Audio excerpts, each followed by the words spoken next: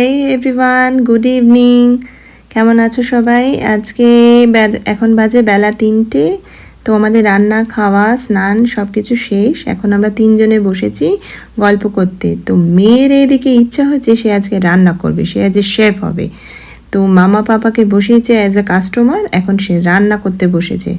আমরা কি খাবো তা জানতে চাইছে।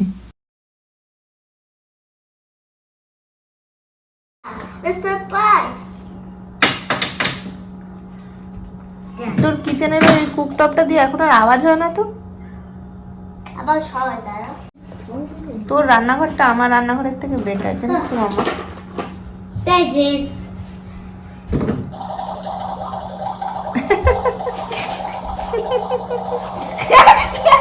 ও রান্না করতে করতে এমনি নাচ করতে হয় বুঝি? আমি রান্না করতে করতে এরকম করে নাচি?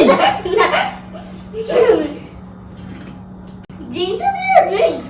হ্যাঁ, ড্রিঙ্কস লাগবে আমি একটা। পেপসি, হ্যাঁ কি বলছিস? Pepsi or cold drinks or Coca-Cola? Pepsi Pepsi. Pepsi? কেন জুস নেই কোনো? হ্যাঁ, জুস আছে তো। জুস দে।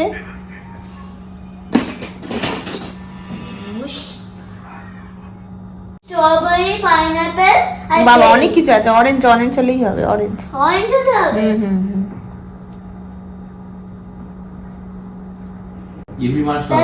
গান নাচ দেখি। দেখি না, এটা সাউন্ড দেওয়া যাবে না, তুই নিজে গান করে নাচতে হবে। কর দেখি একটু। तेरी बातों में ऐसा ऐसा उलझा जिया, बैठे नहीं बैठे मैं दिल खो दिया।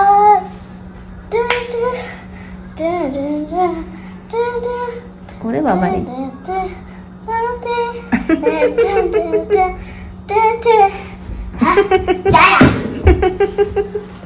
কি রান্না হয়েছে দেখি? এটা কি রান্না করে দিচ্ছিস তুই? ক্যারট আর এগুলো কি? চিকেন টিক্কা। ও, এগুলো চিকেন টিক্কা বটে। হ্যাঁ তাই তো, লেগো দিয়ে চিকেন টিক্কা। আর এটা এটা অরেঞ্জ জুস। ও, এটা এটা হচ্ছে চিকেন টিক্কা, আর ক্যারটটা আমাকে ফ্রিতে দিয়েছে। একটা গোটা ক্যারট আমাকে ফ্রিতে দিয়েছে। আচ্ছা, কমপ্লিমেন্টারি তাই তো? আর এই juice, orange juice. Orange juice. আচ্ছা ঠিক আছে, খেয়ে নিচ্ছি, দাঁড়া। Hello everyone, good evening. এখন প্রায় সন্ধ্যে 6টা বাজে। আমি এখন করতে এসেছি রান্নাঘরে মাম্মার দুধ গরম, আর নিজের জন্য একটু চা করব। ঘুম থেকে উঠে চাটা না খেলে বেশ হয় না, আগে চাটা করে নিই। জয় গেছে এদিকে বিকেলে ইভিনিং ওয়াক করতে, তো তার মাঝখানে কিছু কিছু কাজগুলো সেরে ফেলি, আবার রাতের ডিনার তৈরি করতে হবে। তো মামার আগে দুধটা গরম করে দিই। এখানে আমেরিকাতে এরকম টেট্রা প্যাকে দুধগুলো বিক্রি হয়। এইটা মামার দুধ, এটা গরুর দুধ, এটা অর্গ্যানিক বলে মামারটা এটাতে ইউজ করি। আর আমাদের পাওয়া যায় এইরকম জারে করি দুধ। তো অনেক দিনের দুধ একসাথে, মানে অনেক দিন একটা বটলে হয়ে যায় আর কি। এরকম জারগুলো দেখলে মনে হয় কি সেই আমাদের আগে গঙ্গার জল আনা হতো, মনে আছে?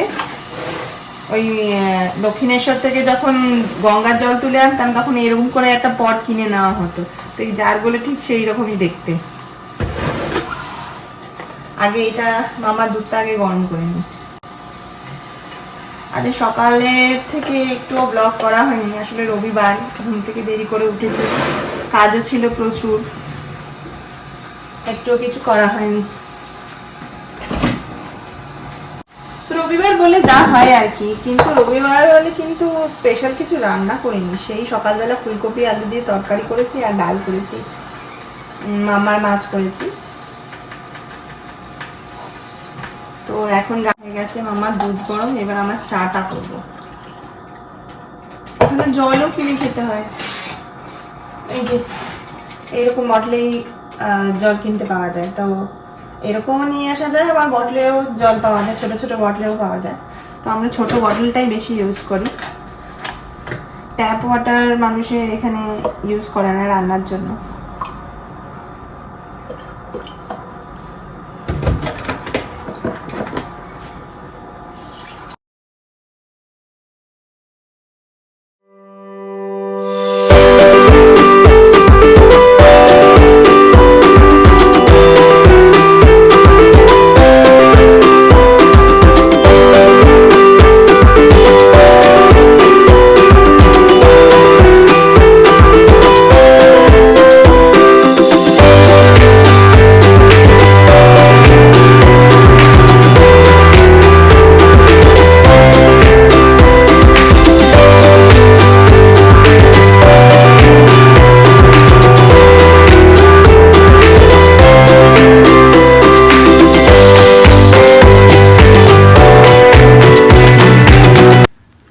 আজকে সকাল থেকে মনে হচ্ছিল একটু রসগোল্লা খাবো, তবে এখানে রসগোল্লা মানে একটুখানি চিন্তারই বিষয়, কোথায় পাবো না পাবো এখনও তো ঠিকঠাক জানি না।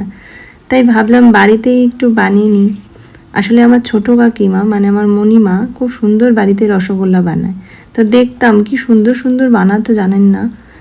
তো মণিমার রেসিপিটাই ফলো করে একটু রসগোল্লা বানাবার চেষ্টা করছি, দেখি কতটা কি করে উঠতে পারি। তাই একটা ডেচকিতে আমি অনেকটা দুধ নিয়ে নিয়েছি প্রথমে, তো এই দুধটাকে আমি জালে বসিয়ে দিয়েছি। আর নিয়েছি এখানে একটু টক দই, লেবু ভিনিগার সমস্ত কিছু দিয়ে দুধ কাটানো যায় জানি, তবে আজকে আমি তার পরিবর্তে একটু টক দই নিয়েছি, দেখি টক দই দিয়ে দুধটা কাটালে কেমন হয়।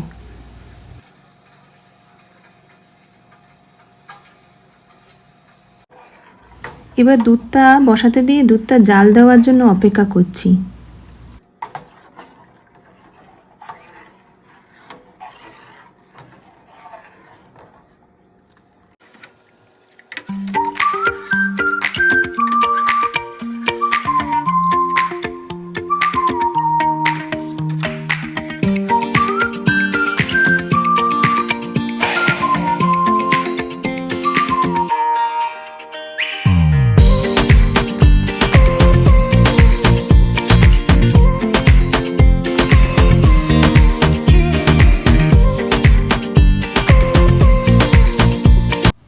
দই দিয়ে সুন্দর ছানাটা কেটে গেছে দেখুন।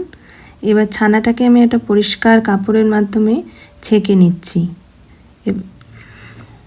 ছানাটাকে কিছুক্ষণ এইভাবে রেখে দিতে হবে কাপড়টার মধ্যে, যাতে জলটা পুরোপুরি ঝরে যায়।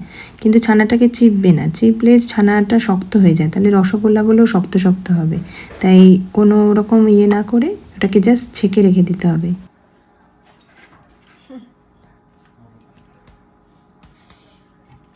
ছানাটা ওইদিকে জল ঝরুক, এদিকে আমি রাতের রুটিটা করে নিই, নাহলে ওদের খেতে দিতে দেরি হয়ে যাবে। মেয়ের ভাতটাও এদিকে হয়ে গেছে, তো রুটিটা করে আমি জয়কে খেতে দিয়ে নিই আগে, তো খাওয়াটা ওর হয়ে গেলে তারপরে আমি আবার রসগোল্লাটা কন্টিনিউ করব।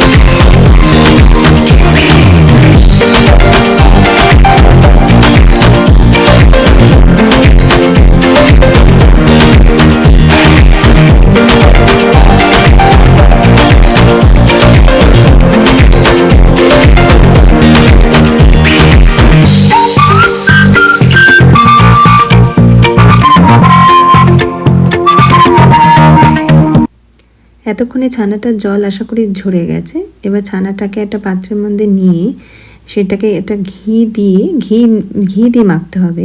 ঘি দিয়ে ভালো করে চটকে চটকে মেখে নেবে।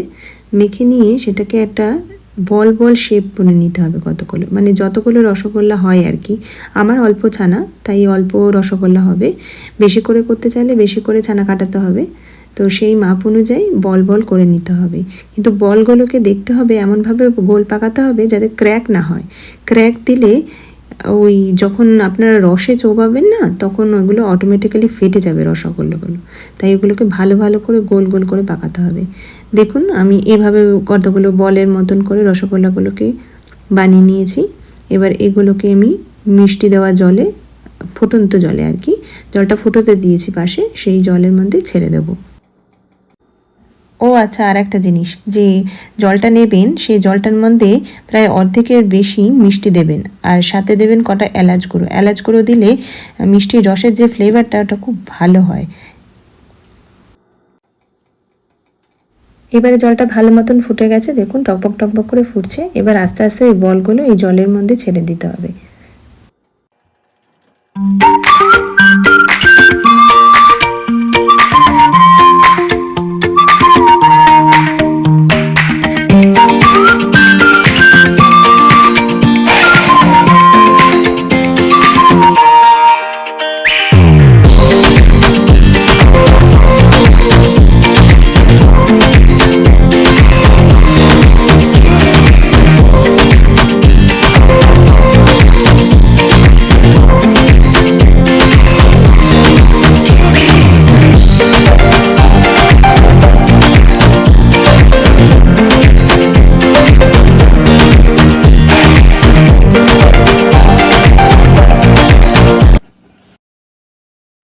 এই যে আমাদের রসগোল্লা রেডি, দেখতে তো খুবই সুন্দর হয়েছে, আশা করি খেতেও খুব ভালো হবে। তো এই মিষ্টি মিষ্টি রসগোল্লা দিয়ে আজকের এই ব্লগটা আমি এখানেই শেষ করছি। তো এই ব্লগটা যদি আমার ভালো লাগে এবং আগামী ব্লগগুলো আমি ভালো করার চেষ্টা করব, তো তার জন্য আপনারা প্লিজ আমার এই চ্যানেলটিকে সাবস্ক্রাইব করুন আর লাইক বাটনটা প্লিজ প্রেস করুন। Thank you, good night.